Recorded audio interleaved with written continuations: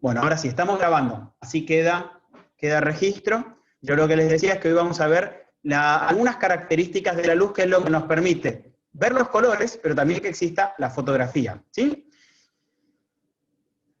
Uno de los puntos que me parece importantísimos, que yo lo adelantaba en una de las clases anteriores, tiene que ver con la temperatura de la luz.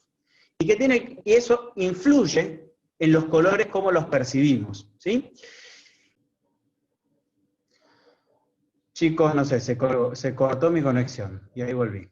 Bueno, yo les estaba diciendo que uno de los puntos importantes que tiene que ver con la luz, ¿me escuchan bien, verdad? Sí, Perfecto. El tema de la temperatura, y va a influir en los colores. Yo les decía que en la cámara existe un botoncito, incluso en las cámaras de ustedes que me mostraban el otro día, también aparecen los celulares, es la tecla WB, W larga, ¿sí? Quiere decir white balance o balance de blancos. ¿Por qué hace falta un balance de blancos? Nuestro ojo humano es muy inteligente. ¿Qué quiere decir? Supónganse que están en una casa en la que tienen una luz que es muy blanca, ¿sí? Una luz muy, muy blanca. Como, por ejemplo, los tubos de luz de la escuela. Nuestro ojo humano automáticamente va a configurar, va a interpretar que la luz es blanca, entonces va a recomponer las temperaturas de los colores para poder ver que el blanco sea blanco. Ese es el gran desafío. Cuando yo me refiero a blanco sea blanco, es porque a partir de ahí se configuran y se interpretan el resto de los colores. Si yo tengo una luz muy blanca, es decir, muy fría, acá, fíjense, hacia la derecha es más azul, porque es fría, yo voy a tener una temperatura alta. La temperatura de la luz no se mide por grados centígrados, sino que se mide por grados Kelvin. Y a medida que aumenta la temperatura, los colores se ven más azulados, ¿sí? Como si yo estuviese en el aula y tengo un tubo fluorescente, yo voy a ver la temperatura más fría, más azules. Entonces el ojo lo que hace es, de algún modo, enfriar la temperatura a la baja para que nosotros veamos el blanco bien blanco. Pero supónganse que se les corta la luz en la casa y ustedes tienen que iluminar con una vela, ¿sí? La luz de la vela es la luz más cálida que hay, es decir, la que tiene menor temperatura en grados Kelvin. Así que si yo ilumino una habitación con velas, se va a tender a ver a los colores como anaranjados, muy amarillentos. Nuestro ojo humano, de vuelta, lo que hace es equilibrar la temperatura y la eleva para que yo pueda ver el blanco de color blanco y no amarillo. El problema que tiene la cámara es que eso no lo hace sola. Eso se lo tenemos que pedir nosotros. ¿Y cómo se lo pedimos? Con balance de blancos, con la tecla WB. Así que lo que tienen que interpretar ustedes es, supónganse que están en un día muy soleado, por lo general, esos días que tienen una buena calidad de luz y una buena temperatura de luz, el blanco se suele ver blanco, ¿sí?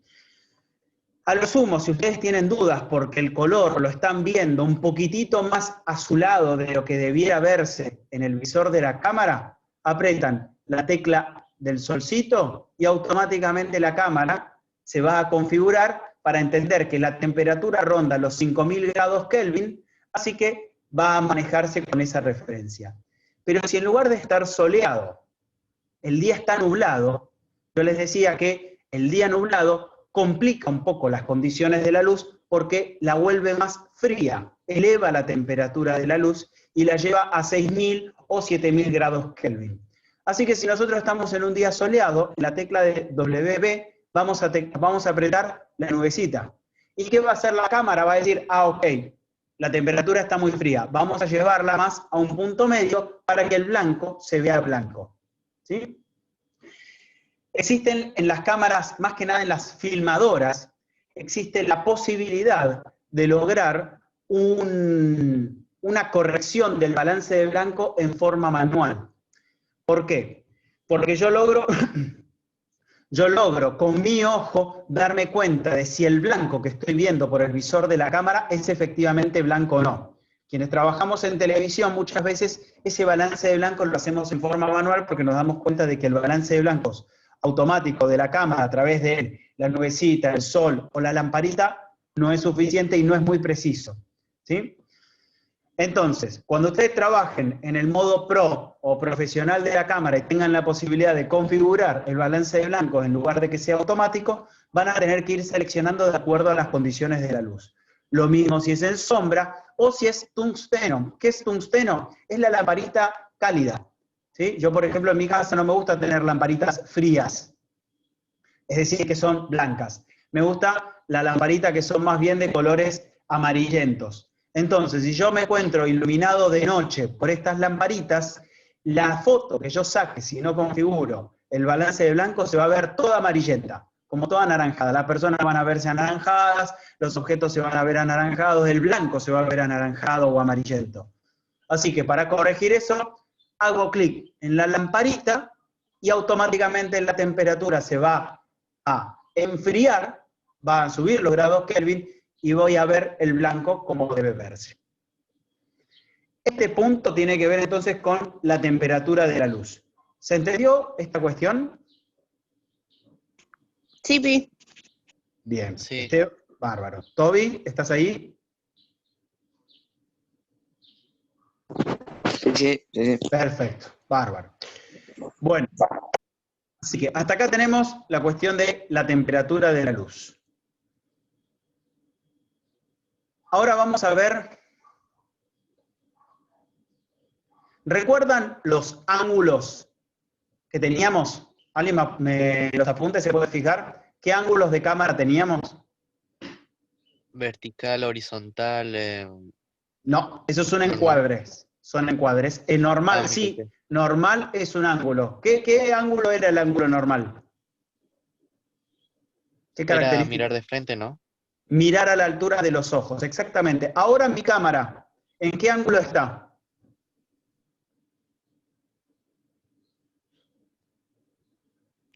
¿Ángulo nadir puede ser? No. No, el nadir sería bastante incómodo. Ahora vemos O cómo sería el contra- nadir. Contrapicado, exactamente. Quiere decir que está desde abajo hacia arriba. Y mi cara se ve más grande de lo que en realidad es. Ahora, si yo hago esto, fíjense cómo cambia mi cara. De acá, acá. Acá empiezo a tener papada, empiezo a tener una cara enorme. En cambio acá, la pongo normal a la altura de los ojos. Esto sería un ángulo picado, y el ángulo nadir es este. Fíjate que sería sumamente incómodo. Mientras que el cenital sería bien desde aquí arriba. ¿Está? ¿Por qué nos sirve esto? ¿Por qué quiero recuperar esto? Porque tiene que ver con la direccionalidad de la luz. Es decir, qué dirección se le da a la luz que va a iluminar un objeto determinado. Acá tenemos un caso. Tenemos un muñequito, ¿sí?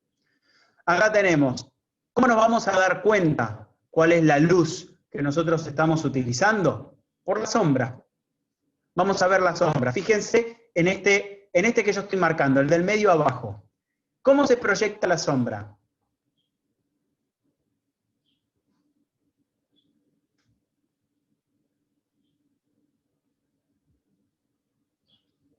¿Dónde ven la sombra? Adelante del muñeco en la cuarta fotografía, ¿no? No, acá abajo Para estoy. abajo. En el medio, aquí.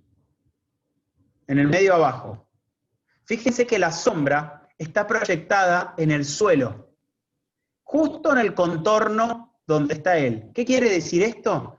Que la luz la tiene ¿Es en una cenital dirección. ¿Cómo? ¿Sería un ángulo cenital? Exactamente. La direccionalidad de esta luz es cenital, porque tengo justo acá arriba y debajo de mí aparece la sombra.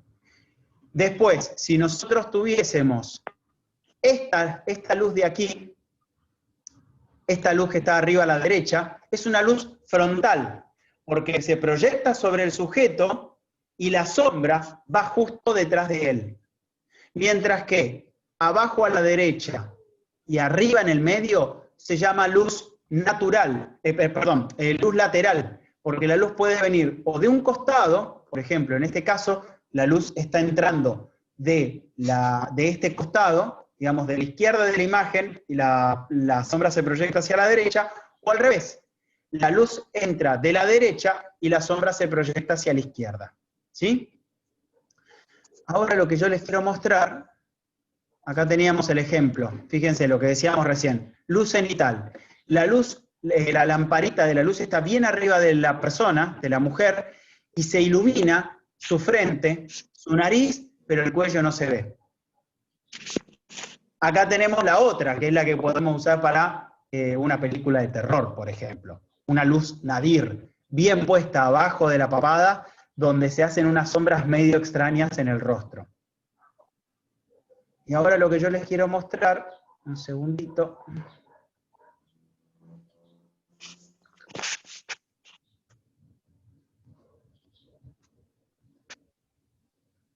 Fíjense, otro ejemplo de luz lateral. Acá tenemos el gatito.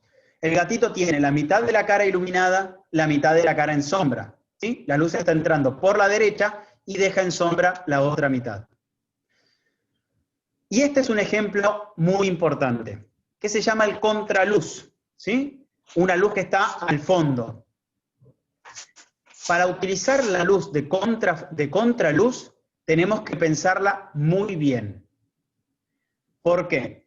Porque la figura que nosotros vamos a retratar va a aparecer siempre en sombra. No sé si les ha pasado a ustedes que se sacan una foto, tienen una ventana atrás, y ustedes aparecen en sombra.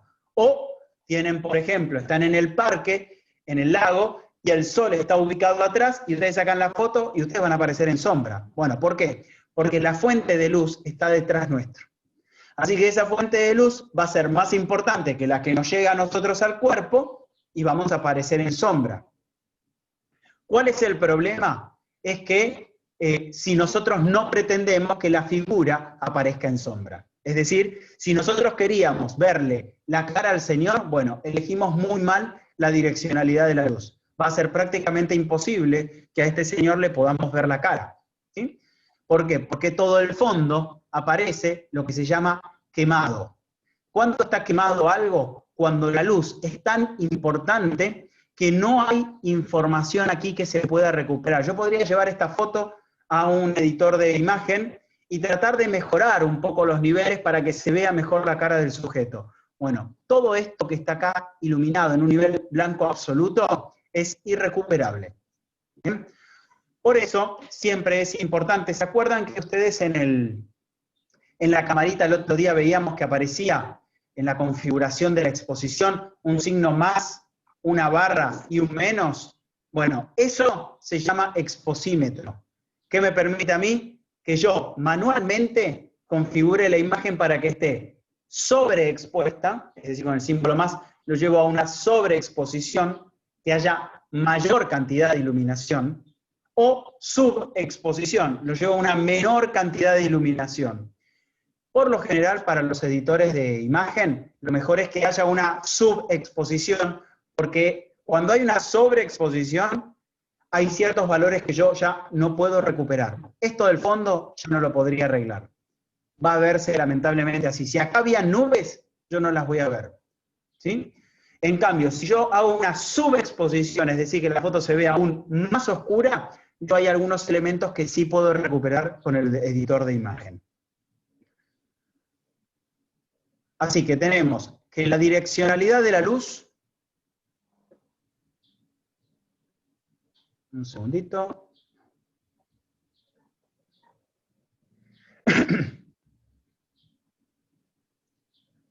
la direccionalidad de la luz es donde yo ubico la fuente de la luz, que puede ser una fuente natural. ¿Qué fuentes naturales de luz conocen?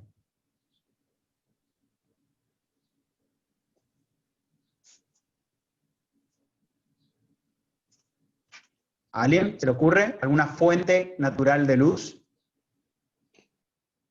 Lo de la fuente natural de luz es lo de los tipos de colores, ¿no?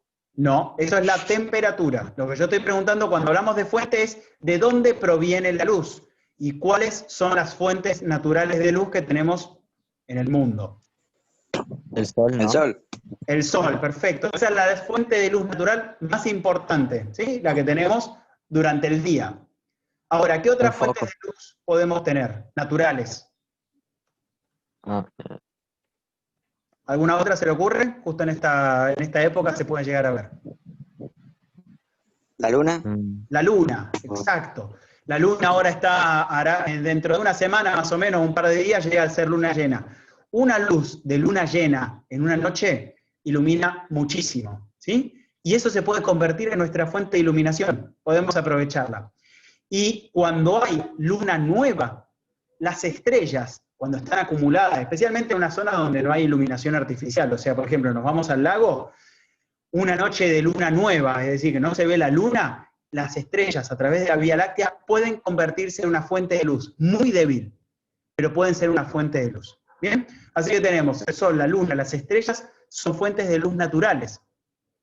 Las fuentes de luz artificiales es una de las que planteaba Esteban, que pueden ser los focos, por ejemplo, una linterna, una vela, ¿sí?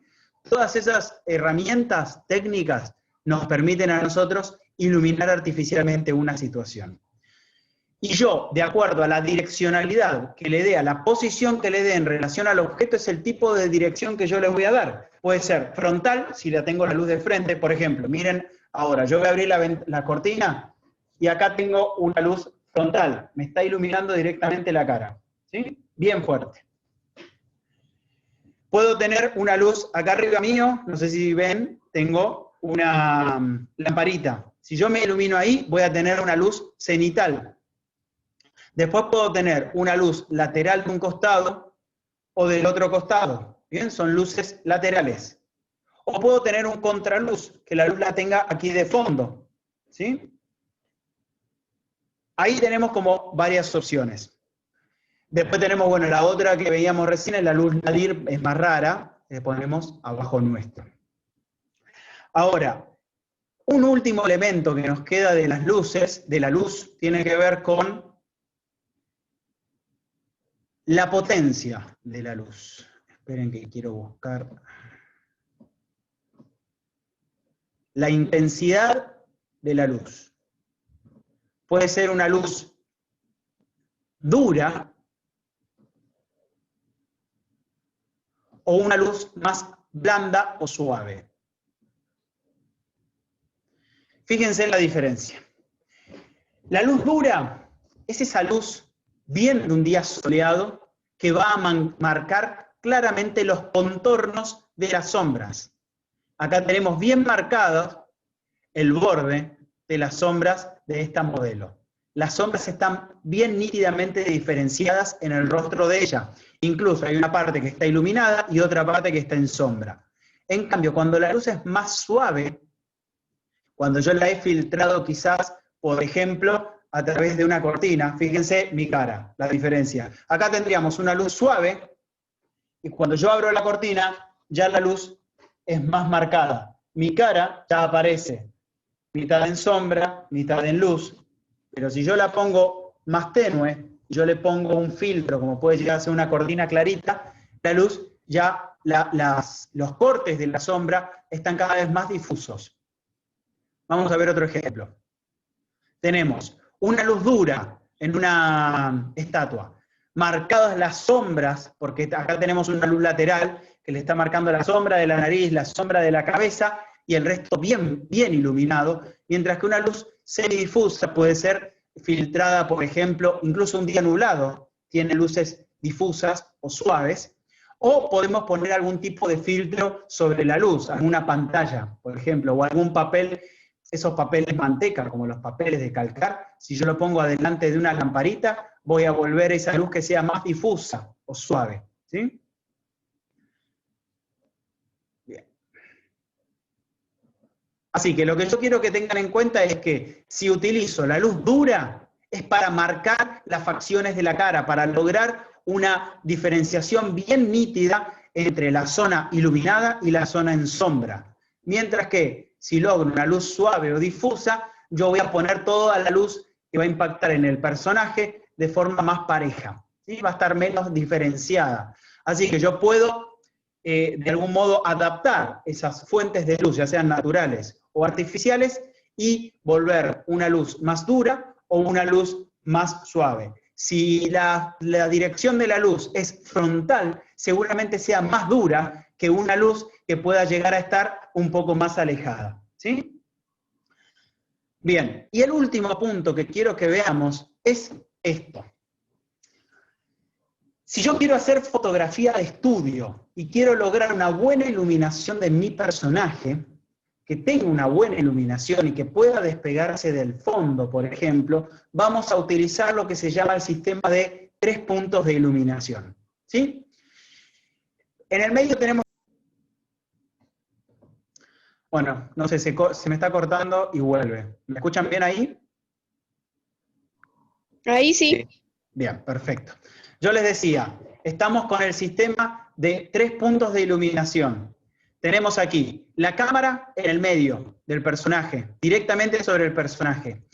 Después voy a seleccionar una luz principal. ¿Por qué es luz principal? Porque va a ser una luz bien fuerte, una fuente de luz con mayor cantidad de luz que impacte sobre el sujeto, y voy a tratar de posicionarla más o menos a 45 grados. ¿Cómo hago para medir 45 grados? Bueno, aplicamos la matemática. Si yo tengo 0 grados apuntando hacia el sujeto, 90 grados sería sobre el hombro del sujeto. Bueno, a más o menos a mitad de altura entre el hombro y la línea imaginaria que formo con la cámara, ahí tengo 45 grados. Ahí voy a poner la luz principal, ¿sí? Bien fuerte sobre el sujeto. ¿Cuál va a ser el problema? La luz le va a estar llegando nomás de un lado de la cara, así que del otro lado va a estar en sombra. ¿Cómo hago para compensar eso?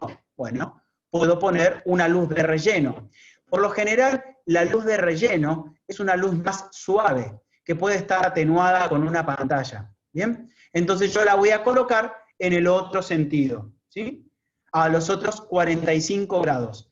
Así voy a tener una luz bien fuerte de un lado, una luz más suave del otro. Voy a tener mayor iluminación acá, un poquito más de sombra del otro lado. Pero ¿cuál es el problema aquí? ¿Por qué necesito un tercer punto? Porque si yo tengo toda la luz de frente, me voy a estar viendo al sujeto, lo voy a ver pegado al fondo. Mi intención es que el sujeto se distinga. Imagínense si yo estoy usando una tela de fondo que es toda negra. Bueno, el sujeto va a aparecer, mimetizarse con ese fondo. ¿Cómo lo resuelvo? Con un contraluz, por lo general suave. ¿Y contraluz cómo lo pongo? Justamente en línea recta con la luz principal. Yo tengo esta luz principal que el sujeto va a proyectar sombra aquí atrás. Bueno, agrego otro reflector, una pantalla o algo que tenga una luz más suave que la principal para que el contorno del sujeto se distinga del fondo. ¿Sí? Así que repasamos, 3 puntos de luz, 3 puntos de fuentes de luz. Luz principal, luz de relleno, y en línea recta con la luz principal pongo al fondo el tercer punto de luz, también suave, para que separe al sujeto del fondo y puedan verse cada uno de los contornos de la figura que yo quiero destacar. Este trabajo lo podríamos llegar a hacer en la escuela, hoy en día no tenemos el acceso a la escuela, pero es una herramienta que nos permite justamente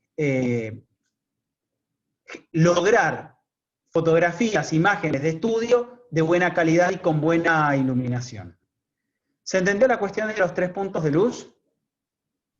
Sí. Sí. Sí, sí. Bien, quiero ver si...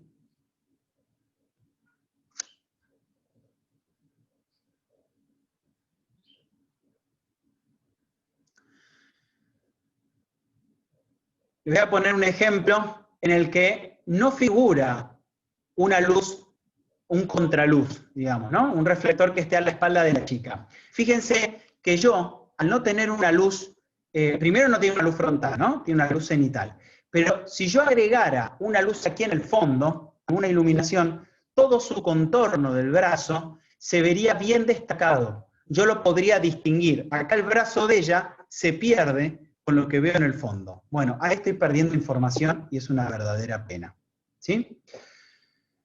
Bueno, hasta aquí estuvimos viendo entonces fuentes de luz, luz natural, luz artificial, estuvimos viendo las temperaturas de la luz y el balance de blancos, estuvimos viendo la cualidad de la luz, es decir, si es una luz blanda o una luz dura, o está levemente atenuada, y estuvimos viendo la configuración de la iluminación por 3 puntos de luz o 3 fuentes de luz que nos sirven a nosotros para poder generar una buena iluminación del personaje en una fotografía de estudio.